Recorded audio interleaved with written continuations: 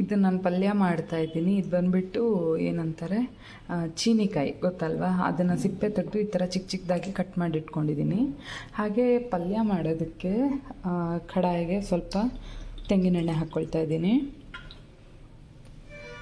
ತೆಂಗಿನೆಣ್ಣೆ ಸ್ವಲ್ಪ ಬಿಸಿಯಾಗಿದೆ.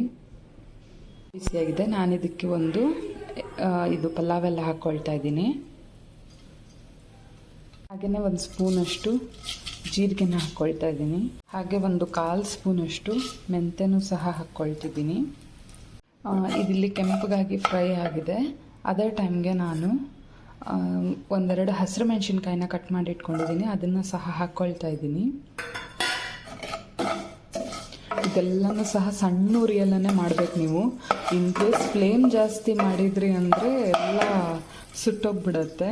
ಹಾಗೆಯೇ ಇಲ್ಲಿ 1 ಸ್ಪೂನು ಅಲ್ಲ, ಒಂದು ಅರ್ಧ ಸ್ಪೂನ್ಕಿಂತ ಜಾಸ್ತಿ ಆಗೋಷ್ಟು ಶುಂಠಿ ತುರಿನ ನಾನು ತೊಗೊಂಡಿದ್ದೀನಿ. ಅದನ್ನು ಸಹ ಹಾಕಿ ಚೆನ್ನಾಗಿ ಈ ರೀತಿ ಫ್ರೈ ಮಾಡ್ಕೊಳ್ತೀನಿ. ಇದು ಫ್ರೈ ಆಗ್ತಾ ಬಂದಿದೆ ಅಂದಂಗೆ ಸ್ವಲ್ಪ ಇಂಗನ್ನು ಹಾಕ್ಕೊಳ್ತಾ ಇದ್ದೀನಿ.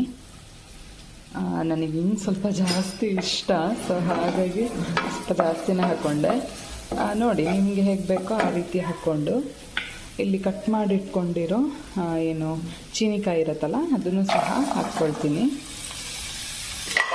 ಜಾಸ್ತಿ ಏನು ಬೇಕಂತ ಇಲ್ಲ, ನಿಮ್ಗೆ 1 ಬಟ್ಲಾಗುವಷ್ಟು ಪೀಸ್ ಇದ್ದರೂ ಸಾಕು, ಚೆನ್ನಾಗಾಗತ್ತೆ. ನೋಡಿ ಈ ರೀತಿ ಚೆನ್ನಾಗಿ ಮಿಕ್ಸ್ ಮಾಡ್ಕೊಬೇಕು. ಮಿಕ್ಸ್ ಮಾಡಿ ಆದಮೇಲೆ ಲಿಡ್ ಕ್ಲೋಸ್ ಮಾಡಿಬಿಟ್ಟು ಒಂದು 5 ಮಿನಿಟ್ಸ್ ಇದ್ದೇ ರೀತಿ ಬೇಕ್ ಮಾಡ್ಕೊಳ್ತೀನಿ.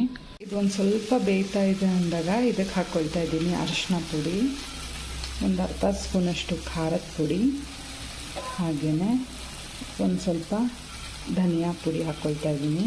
ಹಾಗೆಯೇ ಸ್ವಲ್ಪ ಗರಂ ಮಸಾಲನೂ ಹಾಕ್ಕೊಳ್ತೀನಿ. ಇದನ್ನಿಷ್ಟನ್ನು ಇವಾಗ ಚೆನ್ನಾಗಿ ಮಿಕ್ಸ್ ಮಾಡ್ಕೊಳ್ಳೋಣ. ಸ್ವಲ್ಪ ಮಿಕ್ಸ್ ಆದಮೇಲೆ ಒಂದು ಸ್ವಲ್ಪ ಬೆಲ್ಲನ ಹಾಕ್ಕೊಳ್ತಾ ಇದ್ದೀನಿ ನಾನಿಲ್ಲಿ. ಹಾಗೆಯೇ ಒಂದು ಸ್ವಲ್ಪ ಆಮ್ಚೂರು ಪೌಡ್ರ್ ಇರುತ್ತಲ್ವ, ಡ್ರೈ ಮ್ಯಾಂಗೋ ಪೌಡ್ರ್, ಅದನ್ನು ಹಾಕ್ಕೊಳ್ತೀನಿ. ಜಸ್ಟ್ ಲೈಟಾಗಿ ಎಲ್ಲನೂ ಸಹ ಒಂದು ಸಲ ಮಿಕ್ಸ್ ಮಾಡ್ಕೊಳ್ತೀನಿ.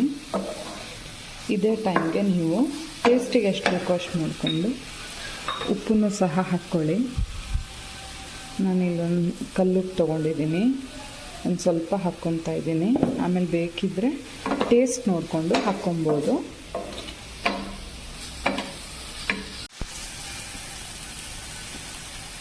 ಕೊನೆಯದಾಗಿ ನಾನು ಇದಕ್ಕೆ ಹಾಕ್ಕೊಳ್ತಾ ಇದ್ದೀನಿ ಕೊತ್ತಂಬರಿ ಸೊಪ್ಪು ಹಾಕಿಬಿಟ್ಟು ಜಸ್ಟ್ ಒಂದು ಸಲ ಮಿಕ್ಸ್ ಮಾಡಿಬಿಟ್ರೆ ಟೇಸ್ಟಿಯಾಗಿರೋ ಚೀನಿಕಾಯಿ ಪಲ್ಯ ರೆಡಿ ಇರುತ್ತೆ.